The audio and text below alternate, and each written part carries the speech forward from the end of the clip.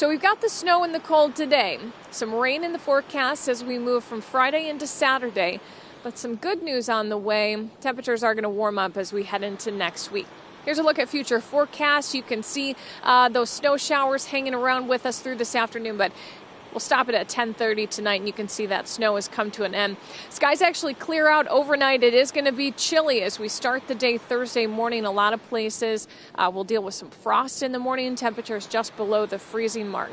Thursday afternoon, it looks mostly sunny. We see a few more clouds as we get into Thursday afternoon, but it is going to be dry through Thursday. No more snow, so that's good. You can see the future snowfall model here. As we finish out the day, some places could see 1 to 2 inches of snow.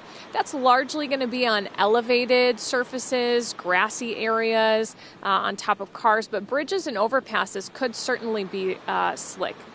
40 today, again up to 2 inches of snow for a couple of communities. I don't think that's a widespread 2 inches. It's just going to be in some areas. The convective nature of the snow makes it hard to say exactly where that's going to be.